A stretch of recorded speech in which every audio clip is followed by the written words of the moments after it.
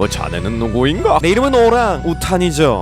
제가 나름 밀고 있는 컨텐츠가 있습니다. 그것은 바로 코난에 있는 커플들의 서사를 알아보는 컨텐츠죠. 하지만 다른 영상에 비해 인기가 안 좋길래 과연 내가 이걸 만들다가 안 만들면 사람들이 알아봐줄까? 라는 생각을 했습니다. 그렇게 오영사 신영사 이야기를 만들고 2달이 넘어간 지금 그 누구도 다음 편을 만들어달란 말을 안 하더라고요. 너무 슬퍼서 안 만들까도 생각했지만 그래도 시작을 했으니 끝은 내야겠다고 생각해서 이렇게 다시 만들게 되었습니다. 오늘은 신영사 오영사가 흔들리는 경시청 사건 이후로 어떤 사건들을 겪었었는지 한번 알아보는 시간을 가져보겠습니다. 참고로 이 영상은 주로 오영사의 시선에서 이야기가 진행될 것 같으니 이 점 알아주시면 좋을 것 같네요. 오영사는 저번 도쿄 시민 전체를 인질로 두고 테러를 벌이려고 했던 사건 이후로 신영사에 대한 마음을 확실히 알게 되었습니다. 원래는 송영사에 대한 생각 때문에 갈피를 못 잡고 있었다면 그 테러 사건 이후로 송영사는 가슴에 묻어두고 자신을 아껴주는 신영사에게 마음을 주기로 생각했거든요. 그래서 오영사는 신영사에게 이번 주말에 같이 놀이공원에 가자고 했고 신영사는 행복한 얼굴로 승낙을 했습니다. 그렇게 시간이 지나 약속 날이 됐고 오영사는 오랜만에 정장이 아닌 나들이 가는 화사한 복장으로 신영사를 만나러 갔습니다. 근데 왜인지 신영사는 좀 피곤해 보였고 왜 그러냐고 물어보니까 경시청에서 신영사가 오영사랑 데이트하는 걸 들켜버려가지고 둘러대는 게 너무 힘들었다고 말했습니다. 오영사는 신영사가 남자한테 인기 많은 타입이구나 라는 생각을 했습니다. 아무튼 오영사는 오랜만에 데이트 기분을 내고 싶었고 신영사와 도란도란 얘기를 나누기 시작했습니다. 뭔가 얘기를 나누면서 누군가가 지켜본다거나 일부러 형사 관련된 말을 하는 것 같긴 했지만 기분 탓이라 생각하고 넘어갔죠. 그렇게 행복한 하루를 보낼 줄 알았는데 갑자기 금방 30km에 있는 모든 사건들을 끌어모으는 악랄한 꼬맹이 놈들이 나타났고 오영사는 티는 안 냈지만 이렇게 행복한 하루는 물 건너갔다고 생각했습니다. 원래라면 이렇게 놀이공원에서 아는 애들을 만나도 그냥 인사만 적당히 하고 본인들 데이트를 하겠지만 코난이 포함된 꼬맹이들이라서 이거 무시하고 그냥 데이트를 했다가 신영사나 오영사가 용의자가 되거나 변사체가 될 수도 있으니 별 수 없이 데이트는 접고 애들이랑 같이 놀아줍니다. 그렇게 놀던 중 오영사는 신영사가 뭔가 피곤해 보인다는 것을 눈치챘고 살짝의 위로를 하기 위해 지금 우리가 얘네랑 놀아주는 게 나중에 우리가 가족이 돼서 애를 낳을 때를 대비한 연습이라고 생각하자 라고 말해줬습니다. 그러자 신영사는 뭔가 다시 의욕이 생긴 것 같아 보였고 갑자기 가방을 뒤지더니 오영사에게 뭔가를 주려는 것 같아 보였습니다. 그런데 갑자기 신영사가 좀 당황하더니 가방이 바뀐 것 같다고 말하며 이상한 물건을 꺼냈고 그것은 마약이었습니다. 코난과 같은 공간에 있던 게 좀 오래돼가지고 슬슬 누군가 비명을 지를 거라고 생각했는데 이번엔 살인사건이 아니라 마약 사건인 것 같네요. 아무튼 오영사와 신영사는 이 가방의 주인을 찾아서 그 인간을 체포해버리겠다고 마음먹었습니다. 그래서 코나의 도움을 받아 주변에 있는 인물들을 조사했고 결국엔 신영사와 가방이 박힌 주인공을 찾아냈습니다. 오영사는 범인을 쫓아가기 시작했는데 갑자기 폭죽이 터지기 시작했고 폭죽과 함께 오영사의 눈에 관람차가 들어왔습니다. 오영사는 관람차의 뒤로 폭죽이 터지는 걸 보면서 과거 송영사의 일이 생각났고 그것 때문에 패닉에 빠져서 다리가 풀리게 됩니다. 그 사이 신영사는 범인을 잡은 다음 돌아왔고 오영사를 걱정하며 괜히 놀이공원에 온 것 같다고 미안하다고 말을 했습니다. 오영사는 신영사가 미안할 필요 없다고 말했고 신영사에게 약속 하나만 해달라고 말했습니다. 그 약속은 오영사 본인 곁에서 절대 사라지지 말라는 약속이었죠. 신영사는 당연히 알겠다고 대답했고 둘은 손을 잡고 어느새 해가 져버린 놀이공원을 조심히 빠져나갔습니다. 이렇게 둘은 가끔씩 데이트도 하고 몰래 직장에서도 만나며 잘 지내고 있었는데 어느 날 신영사가 다른 지역으로 3년간 출장 간다는 소문이 들려왔습니다. 오영사는 살짝 당황했지만 출장 가는 신영사가 더 심란할 걸 알았기 때문에 내색하지 않았습니다. 그러다가 어떤 사건이 일어나게 됐고 그 사건을 곧 떠날 신영사와 같이 풀면서 계속 우울해져 갔습니다. 이제 이런 일상은 신영사가 멀리 출장 가게 되면서 당연한 것이 아니게 될 것이고 몸이 멀어지면 마음도 멀어지듯이 신영사가 출장 간 장소에서 다른 여자를 만나게 되는 게 아닐까 하는 생각도 들었습니다. 그래서 사건을 다 해결할 때까지 좀 심란한 상태로 있었고 사건이 해결된 뒤 신영사와 같이 차로 가던 중 신영사에게 한눈 팔지 말라고 조심스럽게 말했습니다. 신영사는 너무 당연하다는 듯이 절대로 한눈 안 팔 거라고 말했고 출장 갔다 오면 더 훌륭한 형사가 될 테니까 자신과 까지 말하고 있는데 골로본 반장님께서 신영사에게 어디 가냐고 물어봤습니다. 신영사는 당황하면서 본인이 출장 가는 거 아니냐고 물어보니까 반장님은 니를 왜 출장 보내냐고 우리가 말한 신영사는 다른